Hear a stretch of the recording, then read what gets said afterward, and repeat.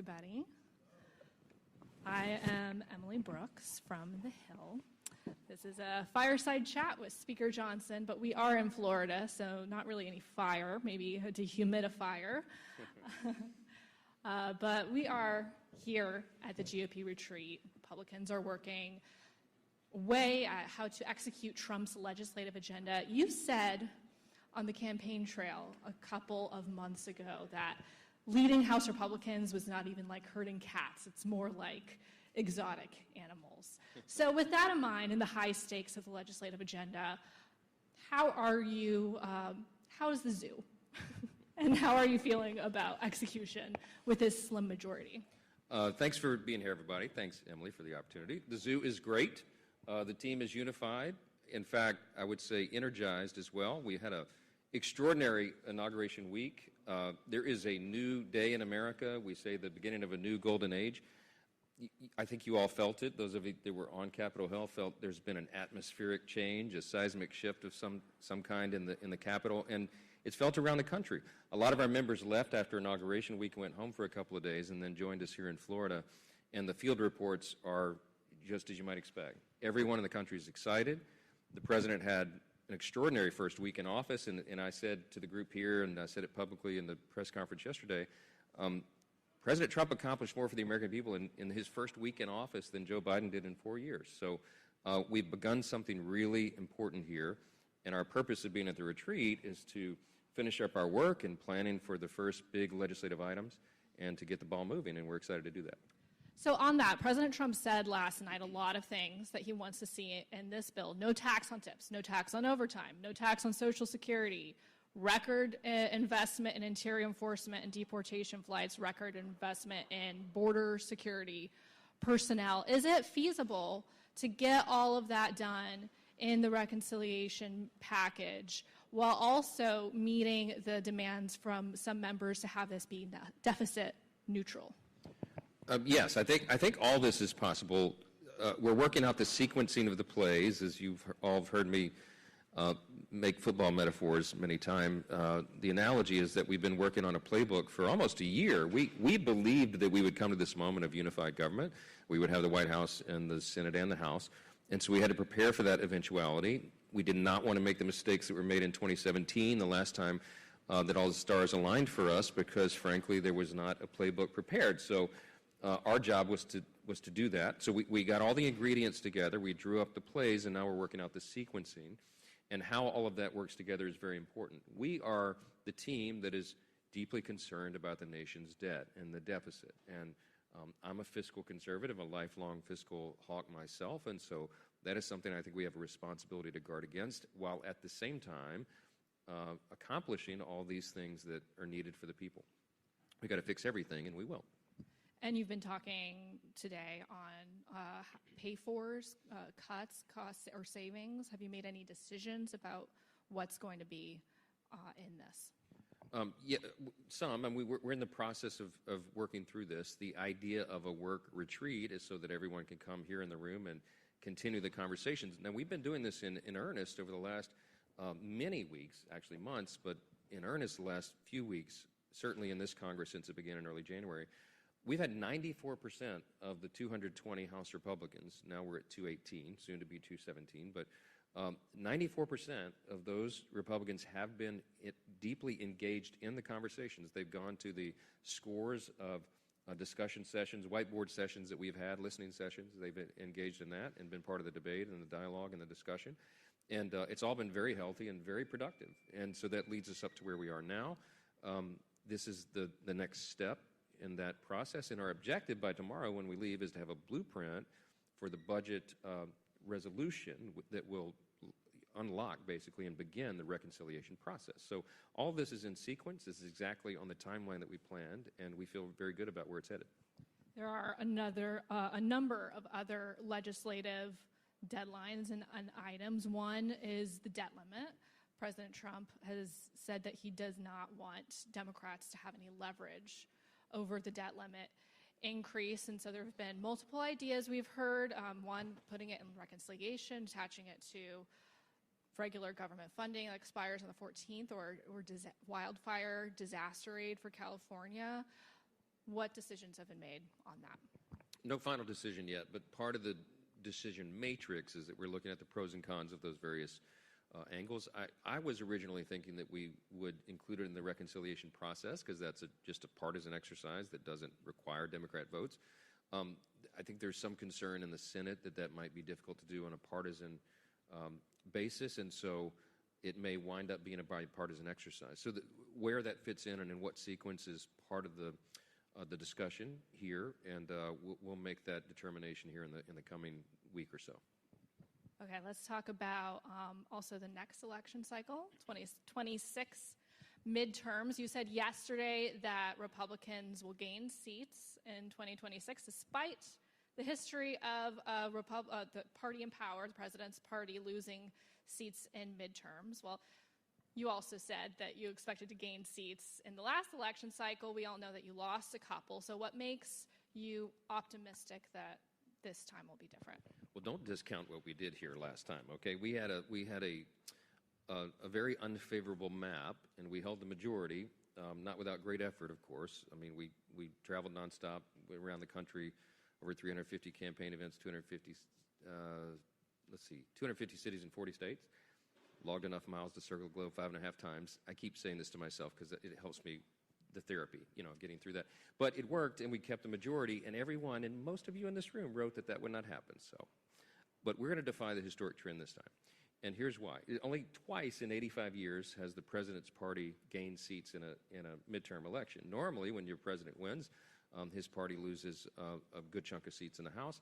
That's not going to happen this time. And there's a number of reasons for that, but we have a very favorable landscape this coming election that we did not have this time.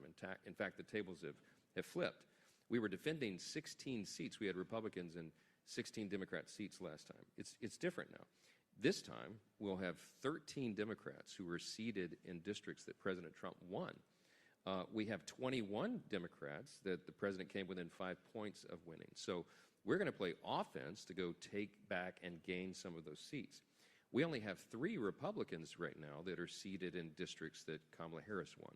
So it's a very favorable map for us. We are the group that defies conventional wisdom and sometimes gravity, and surprises everyone and breaks some of these traditions and makes history. We're going to do it again, and that's going to happen in 2 years. And I think we have a broad coalition of new folks who have come into the party. And if we execute on this agenda and we deliver as we said we will, I think we'll hold that. And I think we can hold it for a decade. But I think 2026 is going to be a good term for us. What about some of the seats that you lost in states like New York, California? Do you think you'll be targeting those seats? Well, I mean, some of those districts are on the margin, and so they'll be, I think it's a target-rich environment for us in that regard. Some of those were heartbreaking losses. I mean, very small margins in the loss. The California seats were, and New York were particular frustrations for me because I spent a lot of time personally in those districts. California, they drug out the vote tally. California seemingly can't count votes like every other state and country in the world. It takes them weeks or months to tally the votes, and it was a great disappointment because all 3 of those seats that we lost there, we were ahead on election day, and then gradually it was whittled away. It raises a lot of questions. We're not going to go back and relitigate that, but I'll tell you that there'll be a lot of attention paid to. You heard the president say when he was in California visiting the wildfires, they really need voter ID in California. They need to clean up some of their election integrity measures, and that's something that there'll be a lot of attention paid to. But we are going to contest those areas, and I think we can win back some of those seats, and it's going to be a good thing for the country. On that voter ID, you seemed open to linking that to Wildfire Aid yesterday. Do you really think you can do that and Wildfire Aid and get Democrats to vote for it? I don't know if it's linked to Wildfire Aid. I just know that voter ID in California is a very important thing. We passed the SAVE Act in the last Congress. Chuck Schumer let it die on his desk. We're going to pass the SAVE Act again in this Congress. We have to do everything that we can to ensure that we have free and fair elections. It's a very important issue to the American people. I heard it all over the country, blue states, red states, everywhere in between last year when I was traveling around. And I think that we did a good thing by restoring people's trust this time around, but there's always more to do in that regard. And we have to make sure that, for example, illegal aliens who are in the country are not voting in elections. And unless voter ID and citizenship verification there's a means to do that, which is what the SAVE Act would have ensured, that's always going to be a question in people's minds, and it's a problem. Well, Trump has been very busy with executive actions and orders over the last week. Most recently, of course, last night, he ordered freeze on federal grants. The White House since clarified that that was not meant as a blanket pause. There has just been a federal judge that paused that directive. But, you know, a number of Democrats are saying that this is not a legal action. Some Republicans have expressed nervousness about what this means for their constituents. Do you have any concerns about that order to freeze grant aid? I don't. I fully support it. We got a two-pager from OMB today to members of Congress explaining, I guess, an answer to some of the FAQs, frequently asked questions. It is a temporary pause. For some programs, it could be an hours-long pause. It is not a big thing.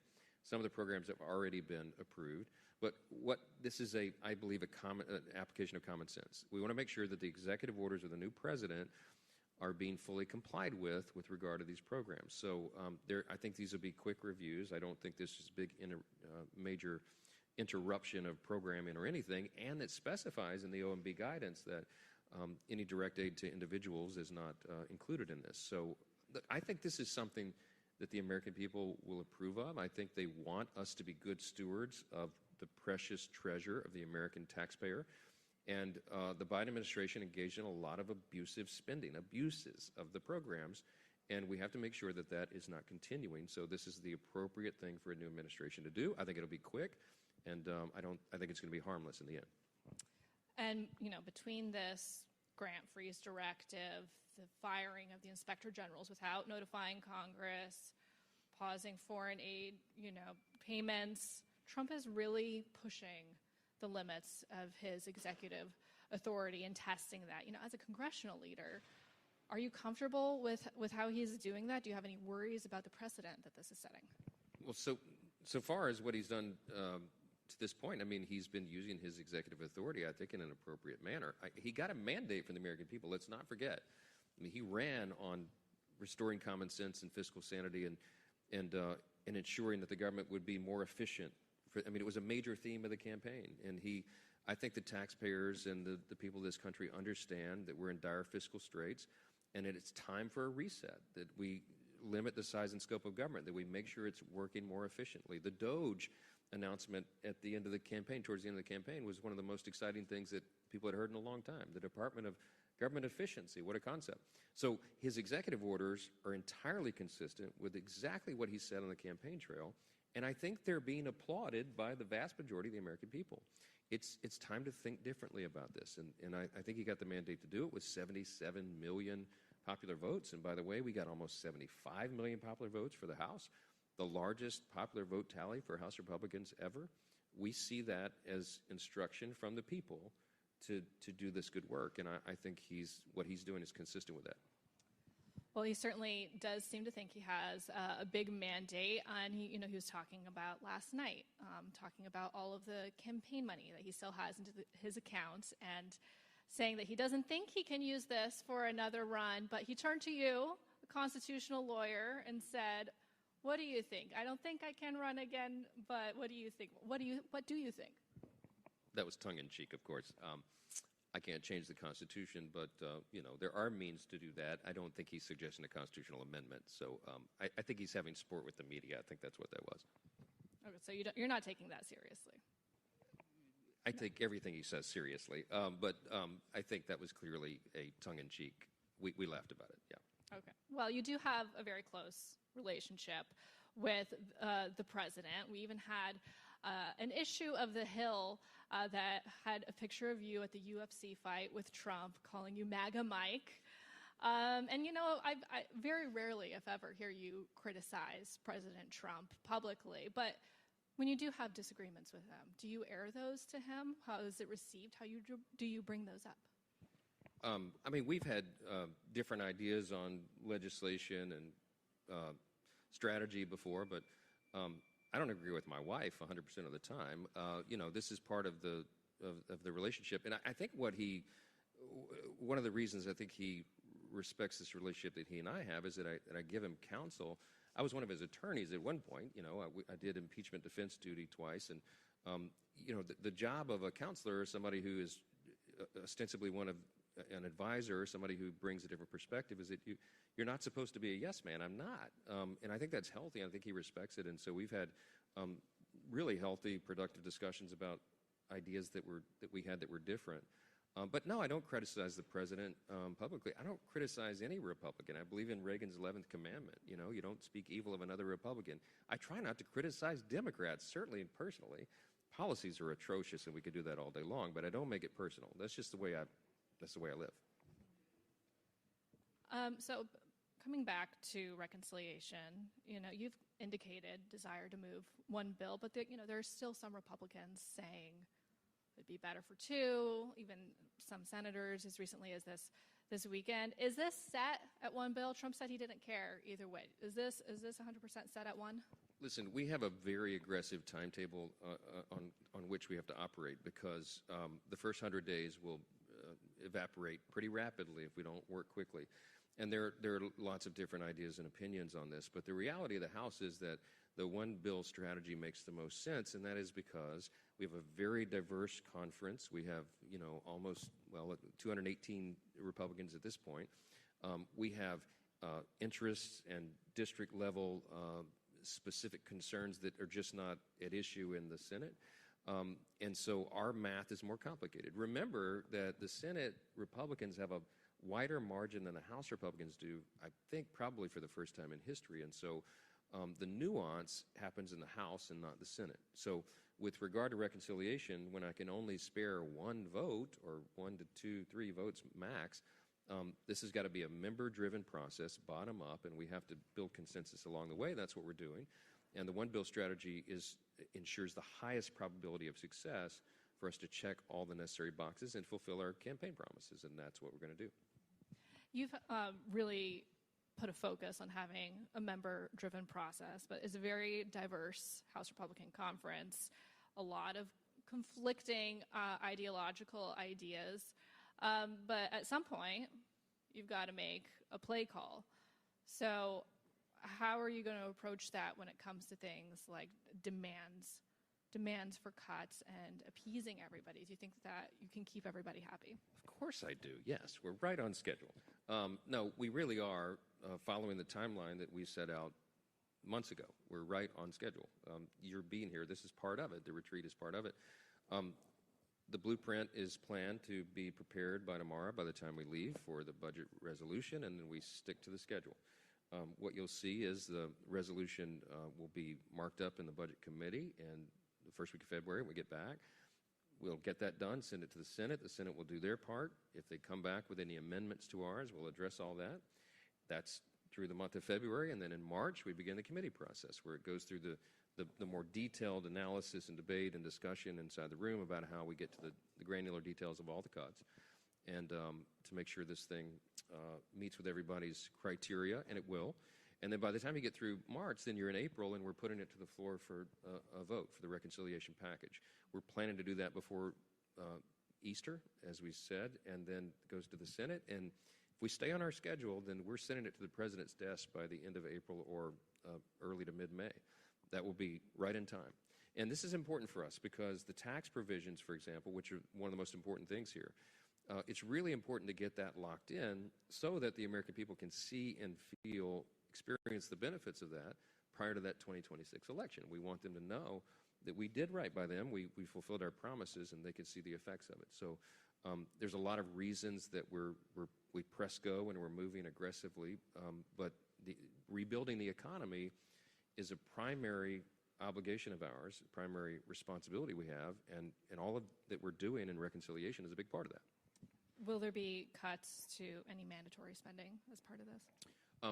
Well, the president said very clearly, and he said as recently as yesterday, we're not going to affect Social Security benefits or Medicare benefits, and obviously we all are in agreement on that. We'll protect those things, but there is some mandatory spending that you have to address along the process when you're talking about cuts. We have to be good financial stewards, and we've got to restore fiscal sanity, and so we've got to reevaluate everything that we're doing. So stay tuned on the specifics. I mean, we have long list menu items. We've been doing this for weeks, and members are working through their priorities lists. And will will the package be deficit neutral? That is the objective. I would like to have it deficit reducing, but we're putting the fine points on all that now. But that is a commitment we have. Why? Because the number one threat to our nation right now is our debt. It's not China, Russia, Iran, or North Korea. It's the debt. And we take that very seriously. Congress has kicked the can down the road for decades, and we're out of road. And so we understand that it's our responsibility to fix this, to change the trajectory that we're on, and that will be the greatest lasting contribution that we can make for our children and grandchildren and for everyone. You know, Social Security and Medicare, for example, are within a 9-year window of insolvency right now. I mean, there's some harsh realities that the nation faces in a very dangerous moment of world history. So we take all that into account as we're working through these tough issues, and there are going to be difficult choices to be made, but we're going to do what's right by the people that sent us here, and it'll be a success in the end. When you were first elected Speaker, a lot of people were saying, why would anybody want this job? It's the worst job in the world. Do you think it's the worst job in the world? I don't really have time to evaluate that. People ask me all the time, are you enjoying it? Are you having fun? And my honest answer is I really don't have time to think about that either. I mean, I've sort of regarded myself as a wartime speaker. You know, I got the job under very circuitous circumstances, and it was unexpected, and we had to launch a plane and build it while it was flying. And, you know, Newt Gingrich says Johnson has the most challenging speakership since the Civil War and all that. There's a lot of reasons for that. The margins are the smallest in history. The country has been pretty widely divided. We have lots of challenges on the horizon and new things that we never anticipated before. But I'm kind of excited in a way by the challenge of that. I feel called to do the job, and I know that sounds, you know, hokey to some people, but I believe I'm supposed to do this, and it's a responsibility, and that's what keeps me going. So I really don't have time to sit around and reflect upon it, honestly. I just do the job. Every day is it's sort of a tyranny of the urgent, and you work through crisis by crisis by crisis, and you get to the next day, and you hope you're doing well for the country. And I think at the end of the day, that is, I hope that's the story that's told. And when you say, you've said this several times, that you feel like a wartime speaker, is that in terms of the literal wars happening around the world, or is it because of the war within the Republican Party?